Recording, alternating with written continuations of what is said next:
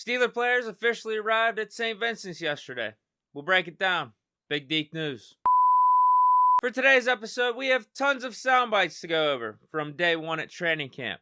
So, to start it off, let's go with the stupidest question I heard. You got the wedding ring. How bad would you like to pair it with the Super Bowl ring? Oh, you have no idea. So, I'm excited to get going. It's that's always the goal, in the back of your mind.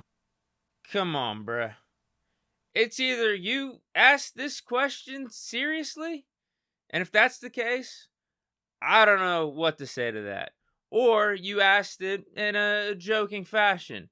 And if that's what you went with, you gotta work on your own damn comedic chops on your own time, because this ain't it. The irony of it, though, is it is actually most funny if he asked this in a serious fashion. Like he was sitting back saying, wow, I got a really good one here for Kenny, man. This is such a good question. Because if it was asked jokingly, then it wasn't funny at all. You get what I'm saying there? But anyway, moving on. But still sticking with Kenny, because he was actually asked other questions outside of whether or not he wants to add a Super Bowl ring next to his wedding ring. Kenny, we have more freedom this year, do you think, in terms of input in the game plan, changing plays at the line, any kind of influence maybe you didn't have last year? Yeah, I think I already have. I think I was part of a good process of adding some things this offseason and during spring taking some things away that that we didn't like and going back and watching the tape. So I feel like I've been a part of those conversations. So I think definitely when the game plan starts coming around, I'll have an input as well. Kenny, do you feel like your arm has gotten stronger this offseason? And if so, what have you done to kind of work on that in between everything else you do? Yeah, I think I take steps every offseason physically, just kind of the work I put into it. But I think every season I feel like I put a little bit of, arm strength. I think I did that again this season. So it's just, training my core and different stuff that I do with my coaches that I think, help me out a little bit. That answers two questions we had heading into this thing. Was Canada going to give Kenny more control of the offense? And yes, that seems to be the case. And did Kenny's arm actually get stronger from last year? Like, those reports started circulating a few days ago, so I was curious if it was true, if that was actually something he was working on. Because I feel like getting your arm stronger is possible, but it's something that's really not talked about once you get into the league. Like, how do you explain Tom Brady? Because you can't tell me 01 Brady in his rookie year had the same arm strength as he did in 07 when he made this 80-yard throw in the Super Bowl. I think this is just an early sign or an early warning shot to the haters. Those that have questioned Pickett's arm strength or wonder about his upside or potential, whether or not it's capped. Because obviously Pickett ain't hearing any of that. He's just going to put in the work, and that development, that upside, whatever you want to call it, is going to play out on the field on Sundays.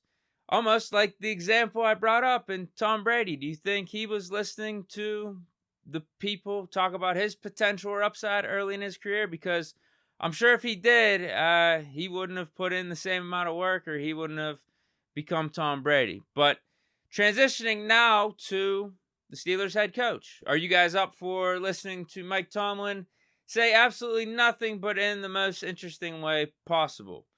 Well, if you are, here he is talking about Kenny Pickett going into his second year. As far as Kenny goes specifically, man, this is the second lap around the track for him, like it is all our second-year players. So I think it's reasonable for them to proceed with that knowing, and that knowing to be displayed in their production and the consistency of their play. And so he's no different than any other second-year player in that regard. It's just that he's our quarterback. He was also asked what his expectations were for KP8 heading into 2023. Expect Kenny to, quote, kill it.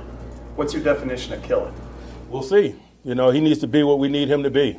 I know that he's preparing with that mindset, and I like his approach and his demeanor in that regard. But, I think whether you're talking about guys like quarterbacks or guys like me as a head coach, we need to be what our team needs us to be. He needs to be what we need him to be. That is absolutely nothing. But at the same time, am I the only one that kind of gets what he's saying here? But then the final one I wanted to bring up was him addressing the whole running back market, running back situation around the league. To be honest with you, as I embark on this journey with this group today, my focus is this group and the members of this group. So global issues such as the ones you mentioned are are less important to me. I don't know that I have an opinion that's worth expressing. Now, with that one, he gave us nothing, but he was just straight up. Didn't give us any analogies or, like, beat around the bush way to give us nothing. He just said, yeah, I'm not going to give you anything here. And I don't blame him because I'm tired of the running back talk. I've had enough. But I do feel like we do need to address it a little bit on today's show because Najee Harris answered questions about it yesterday at Latrobe, and I think I'd be remiss if I didn't include him here because Najee was spitting facts. It's just, I'm just going to let him talk, and then we're going to close out the show. Cleveland, you could say Tennessee, even with the Niners, there's numerous teams where this happens at. There's a lot of times where, the running back is utilized a lot in the pass protection game too. That's not a stat that they're going to put. Neither is not a stat that they want to say. If we're not running the ball, we're blocking. If we're not blocking, we're running the route. We're always doing something, you know what I mean? Only time when they choose to say that it's devalued is when it's time to pay the running back, So they're really choosing when to say to devalue the position. It's not devalued at all. They just don't want to pay a running back. They just want to pay a running back.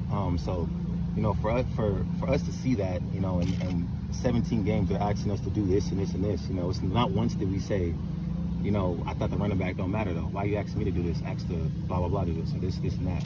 We didn't once say that. Our job is to do that. So we know that's our job, and and we run to that. Obviously we're in a position where we don't have that much leverage because our job consists of running the ball. Our job consists of, doing all those things that I stated. So, when it is time to negotiate, they're going to say, well, you don't have that much miles on you. It's just another way to say, like, we don't want to pay you. But really, it's like, no, you asked us to do all this because you're the one asking us to get this much carries game to win the game. You're the one asking us to do all this stuff.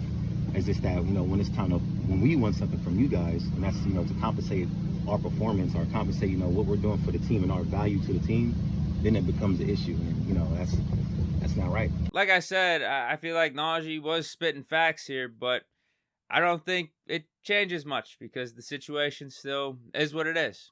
But that's it for this edition of Big Deke News on Thursday. Stay chilling. Hope you guys enjoy. Let me know your thoughts on today's topics down in the comments. But stay chilling and peace.